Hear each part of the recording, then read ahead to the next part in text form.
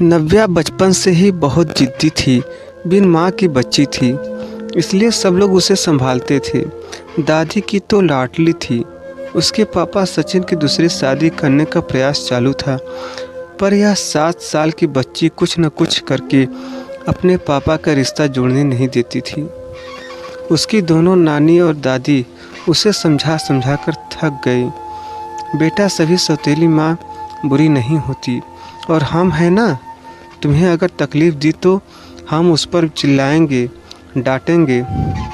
लेकिन उसके मन में बार बार डर आ रहा था कि सौतेली माँ मुझे तकलीफ़ देगी, पापा भी उसका ही सुनेंगे, और उसकी माँ की आखिरी याद मतलब उसका मंगलसूत्र वह भी उस सौतेली माँ को दे देंगे।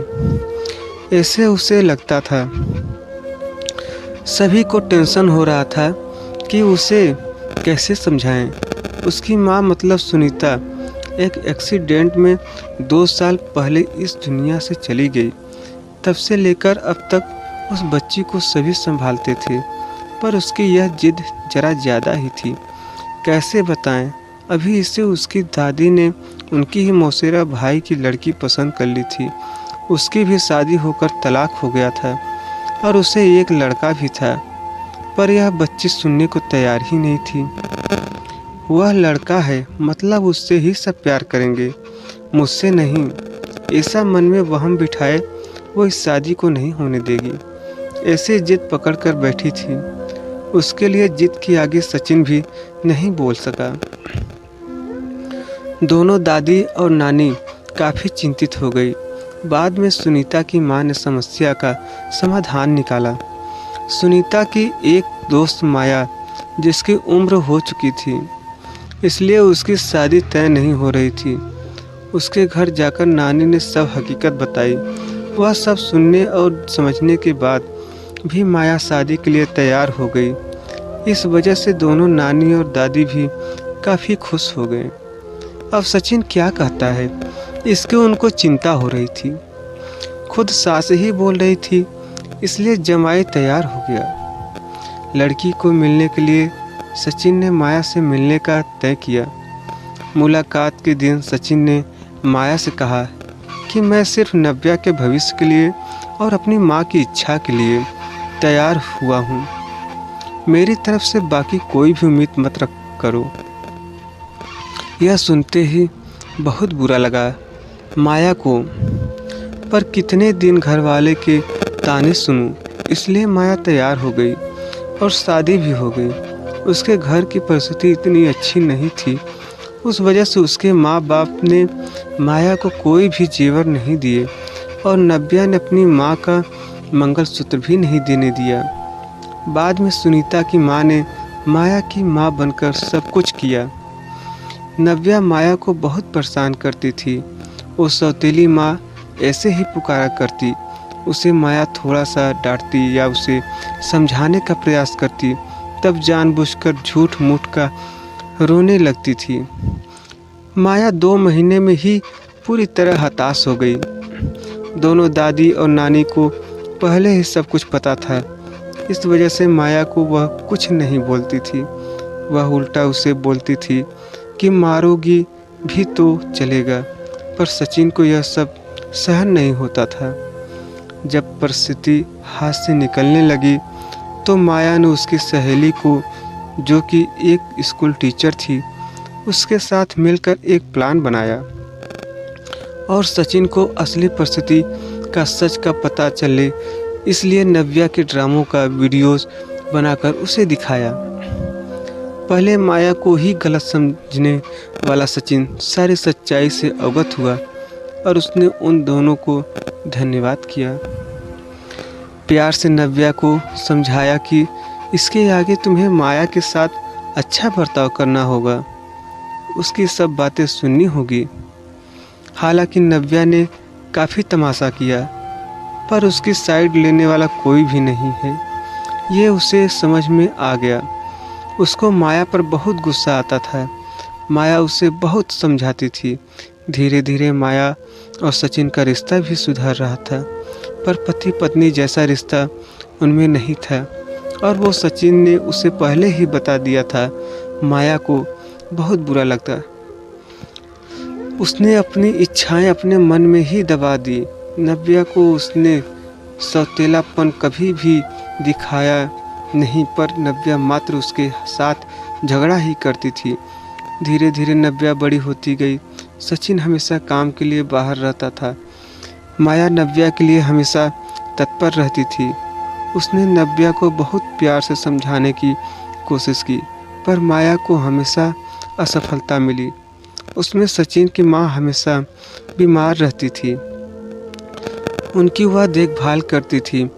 उन्होंने एक बार माया को बुलाकर बताया, मुझे बहुत चिंता होती थी इस नव्या की, पर अभी नहीं होती। तुम हो ना, अभी मेरा कुछ भी हो जाए चलेगा, पर तुम्हारे लिए मुझे बहुत बुरा लगता है। जिस बच्चे के लिए तुम इतना करती हो उसकी उससे कीमत ही नहीं है। तभी माया मुस्कान के साथ बोली। नव्या को देखते हुए बोली, उसने मुझे हमेशा गलत ही समझा। हमेशा की तरह नव्या ने माया से बहुत झगड़ा किया। सचिन के घर पर आते ही उसको सब झूठ बताया, पर उसने भी नव्या को ही सुनाया। गुस्से से नव्या ने खाना भी नहीं खाया। माया ने भी खाना खाया नहीं। नव्या को समझाने के लिए गई तो माया ने कहा, मुझे तुम्हारी माँ की जगह नहीं चाहिए। उसकी आखिरी निशानी मतलब उसका मंगलसूत्र भी नहीं चाहिए। मुझे सिर्फ तुम माँ बोलकर पुकार लो। मेरे लिए उससे बड़ा कोई पुरस्कार नहीं होगा। जिस दिन तुम ऐसा करोगी उस दिन मुझे ममता का गहना मिल जाएगा। वही मेरा खरा पहला गहना होगा। पर नव्या सुनेगी तब ना। जैसा था वैसे ही सब चालू रहा। कई दिनों बाद दादी की तबीयत बिगड़ी। उन्होंने सचिन को बुलाया और कहा, माया बहुत अच्छी लड़की है, वह कभी भी भेदभाव नहीं करेगी। तुम उसको अपनी पत्नी की तरह स्वीकार कर लो। उसकी भी कोई उम्मीद होगी तुमसे, वह पूरा करो। ये आखिरी शब्द बोलकर दादी चल बसी। सचिन को माँ के वह शब्द कान में गूंज रहे थे। महीना हो गया, तब भी वह शब्दों का विचार करके गैलरी में शांत बैठा था। उतने में माया ने खाना खाने के लिए आ रहे थे। ना ऐसा बोलकर बुलाने आई सचिन का सब्र का बांध टूट गया। वह माया के गोद में सिर रखकर बहुत रोने लगा। आज 5 साल बाद पहली बार सचिन ने माया को छुआ। माया घबरा गई। उतने में नव्या वहाँ पर आ गई। इस वजह से वह विषय वहीं पर ही खत्म हो गया। कई दिनों बाद वापस सब नॉर्मल हो गया। दोनों ही अब शरीर से मन से नज़दीक आ गए थे।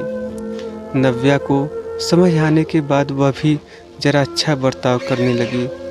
अभी उसकी 12वीं की परीक्षा थी, इसलिए माया उसके टाइम टेबल सब ठीक से संभाल रही थी। कुछ मिलाकर सब अच्छा चल रहा था। ऐसे में उनकी खुशियों को नज़र लग गई। सचिन का भी एक्सीडेंट हो गया और वह गुजर गया। अभी माया और नव्या वह दोनों ही थी। एक दूसरे के लिए जो भी सेविंग थी उस पर घर चल रहा था। माया तो ग्रेजुएट नहीं थी, इस वजह से उसे नौकरी मिलने में दिक्कत आ रही थी। छोटी छोटी नौकरी करके वह घर खर्चा चला रही थी। सचिन की सब सेविंग उसने नव्या के लिए रख दी। अब नव्या को प्यार हो गया था सुशांत नाम के लड़के से। इस वजह से माया ने उनका प्रेम विवाह करने का सोचा। सब लोग अच्छे हैं, नव्या भी खुश रहेगी, ऐसा उसे विश्वास था। पर सुशांत की माँ खड़ूस थी। सचिन के जाने के बाद उनकी परिस्थिति भी अच्छी नहीं थी। नव्या शादी के बाद ज़्यादा गहने नहीं लाई, इसलिए ससुराल वाले उसे तकलीफ दे रहे थे।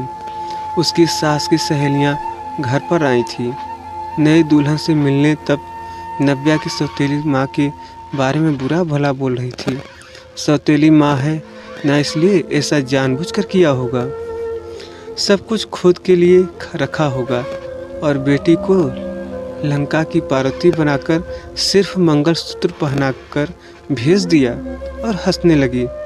अभी उसका खुद पर का नियंत्रण टूट गया। मेरी माँ की आखिरी याद मतलब यह मंगलसूत्र है जो मेरी इच्छा थी कि मैं ही इसे पहनूं। यह मंगलसूत्र मेरी माँ का आशीर्वाद का हाथ है और मेरी माया माँ को बुरा भला बोलने का तुम्हें कोई भी हक नहीं है। आज वह है इसलिए मैं हूँ। उन्होंने मुझे अच्छे संस्कार दिए, डिसिप्लिन सिखाया, संयम और बड़ों का सम्मान। यह सब बातें कोई भी उम्मीद नहीं रखते हुए सिखाया। पापा के जाने के बाद भी उन्होंने कमाए हुए एक एक पैसा भी खुद पर न खर्च करते हुए सब पैसे मुझे दिए। कभी भी सौतेलापन उन्होंने मुझे नहीं दिखाया। मेरे लिए उन्होंने खुद का बच्चा तक नहीं होने दिया। पर मुझ पागल को कभी यह समझ में नहीं आया। उन्होंने मुझे सिर्फ और सिर्फ प्यार किया। मुझसे उन्हें एक ही चीज़ चाहिए थी जो मैं कभी नहीं दे पाई। सब औरतें एकदम सोच में पड़ गईं कि आखिर वह कौन सा चीज़ चाहिए थी। उन्होंने नव्या से पूछा उन्हें क्या चाहिए था। सच में बहुत महंगा गहना होगा, इसलिए तो उसने इतना एडजस्ट किया होगा। बातचीत हो रही थी तब वह माया आई और औरतें खुसुर फुसुर करते हुए हंसने लगी। माया मन में डर गई। नव्या ने ऐसा क्या किया होगा, ऐसा क्या किया जो यह सब औरतें उसे देख रही हैं। तभी नव्या ने माया को गले लगाकर प्यार से माँ बुलाया। दोनों माँ बेटी सब भूलकर एक दूसरे की बाहों में गुम हो गईं। औरतें जब जाना फूसी कर रही थीं कि तभी नव्या बोली, आप सबको वह गहना देखना था ना। यही माँ बुलाकर ममता का गहना उसे चाहिए था। माया को तो रोना आ रहा था। दोनों सचिन और दादी के फोटो के सामने खड़े रहकर उनको हाथ जोड़कर खड़े थे। नव्या ने उनसे माफ़ी मांगी और माँ को कभी खुद से कभी दूर नहीं करूँगी ऐसा वचन दिया। दोस्तों, समाज में कई गलत बातें, भावनाएं बनी हुई होती हैं जो जाने अनजाने बच्चों तक भी पहुंच जाती हैं।